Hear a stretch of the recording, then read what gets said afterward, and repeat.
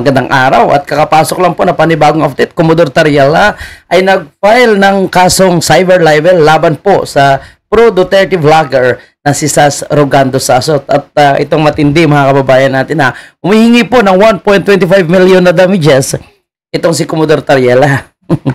Ano yan? Pera-pera mga kababayan natin.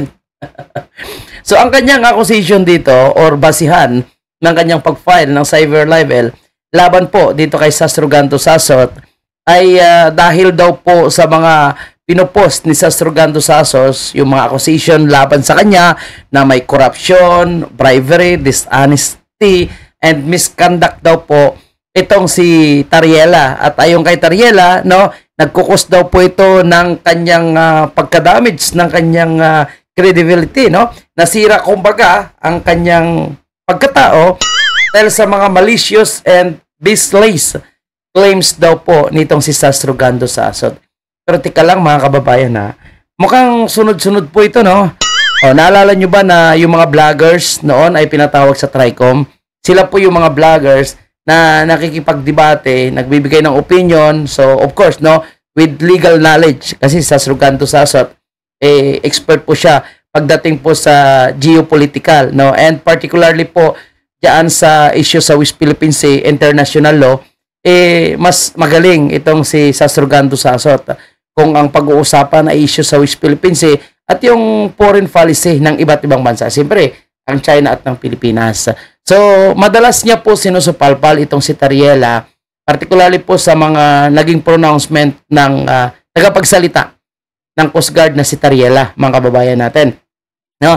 And may nakita po ako na isang pinost noon ni Sas Rogando Sasot sa kanyang Facebook, no, na mukhang dito po ay talagang nadali dito si G. Tariela. Sabi kasi ni Sas Rogando Sasot, Tariela, ano po laman ng 3 bag na itim na kinuha nyo mula sa bahay ni Martin Romualdez recently?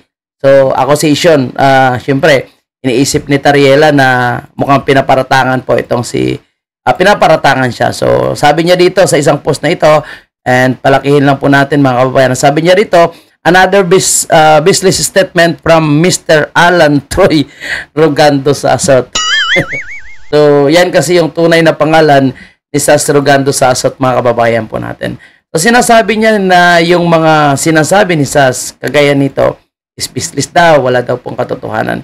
Anyway, no? And then, ito na po, after that, ito na po yung mga resulta, no? Parang ito is hindi lang ito personal na purpose, no, or galit si Tariela, gusto niyang bumawi dito kay Sas Rogando Sasot.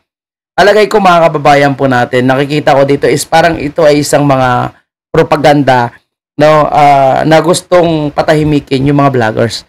Nag-TRICOM, di ba? So nakaraan lang kumalat yung video ni alias Rene kung saan marami po yung mga political vloggers, no, yung nagkomento. And diniscuss po nila and may mga tanong kay Risa Ontiveros kung totoo po ba ang sinasabi ni alias Rene na siya ay binayaran lamang ng 1 million, no, para bumaliktad at akusahan itong si Pastor Kibuloy ng mga pang-aabuso. So, imbis na si alias Rene ang kinasuhan ay ang mga political vloggers na hindi man nag-share, no, at ang kiniklaim ni Risa Ontiveros is sila po yung mga nasa likod ng pagpapakalat ng bidyong ito. So, now, nagulat po tayo, nandito na naman, no? Si Tariela na naman. And, tandaan natin mga kababayan, sila po is mga nasa gobyerno. Dapat sila ay bukas sa kritisismo, no? At dapat, di ba, matuto sila mag-defend kung talagang hindi naman totoo yung mga accusation sa kanila, patunayan nila with legal basis and fact, no? Siguro, doon sa mga sinasabi nilang kasinungalingan against sa kanila. 'Di ba? Pero yung magpa-file ka ng kaso, no? So ginagamit nila yung kanilang posisyon dahil sila nasa pwesto. And magkano po yung gagastusin nila? Yung mga abogado niyan, kilala natin 'yan. Mga first class kumbaga yan. Matataas yung bayad diyan. So mayaman, maraming pera si Tariela, no, na magpa-file ng kaso laban sa vlogger na Sas Rogando Sasot. And si Risa Ontiveros, no? Ganon din. Magkano yung binabayad nila sa kanilang mga abogado. And tandaan natin, kung walang totoo itong mga accusation, bakit hindi nyo na lang patunayan? Yan din po yung challenge natin kay Risa Ontiveros. Walang katotohanan, hindi sinungalingan mo and patunayan mo. Total, may mga ebidensya naman siya na nilalabas. And itong si Tariela, syempre, di ba? Kung hindi totoo yung mga accusation, business naman, walang legal basis, and pawang kasinungalingan ang sinasabi ni Sas Rogando Sasot, hindi patunayan mo, maglabas ka ng ebidensya para mapahiya si Sas. Pero kung dadaanin mo sa pag-file ng kaso, and then hihingi ka ng damages na 1.25 million, ano yan? Sigurado mga kababayan, itong aksyon na ginawa ni Tariela, pagtatawanan lang po ito ni Sas Rogando Sasot. Yun po yung nakita ko dito, mga kababayan po natin. And syempre, yung mga yan, sanay naman yan sila na kinakasuhan, sanay yan sila na humaharap sa mga ganitong klaseng accusation, no? Lalong-lalo na, no?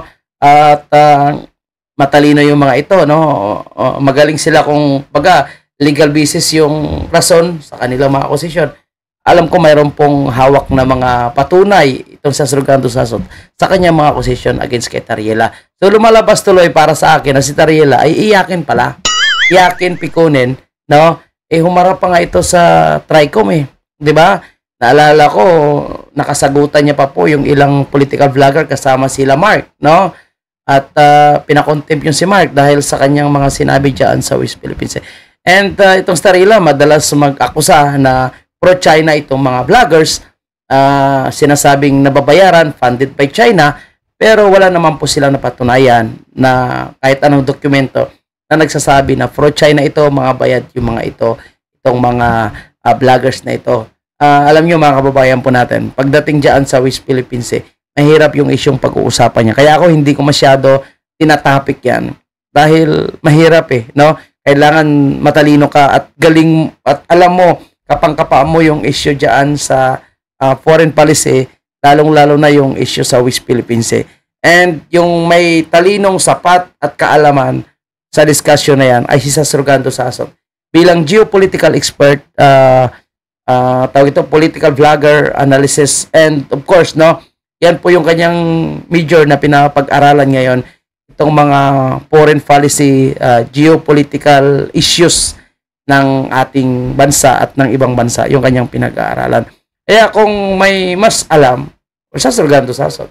So palagay ko lang hindi matanggap ni Tariela ang kahihiyan na dala po, no, nung mga expose po ni Sas laban sa kanya and yan sa issue sa West Philippines. Total, tagapagsalita siya, di ba? Bakit hindi siya magpa-press conference? Subalpalin niya yung mga vloggers na ito kung hindi totoo. Pero kung mag-file ka ng kaso, again, walang pinagkaiba ito kay Risa Ontiveros. Yung mga taong napapansin natin ngayon, nagalit sa mga diktador, mukhang sila ngayon yung lumalabas sa diktador. Another one is Dilima. Si Dilima ngayon gusto mag-file ng kaso doon sa mga taong nagpakulong daw sa kanya. Yung pinagbabasihan lang naman doon, yung mga ebidensya. And beside, no, hindi naman yung taong naglitis sa kanya yung nagpakulong, kundi yung mga ebidensya na lumabas. Okay? So mga kababayan, antayin natin itong sagot ni Sas Rogando Sasot. Alam ko, pagtatawanan lang ito ni Sas Rogando Sasot.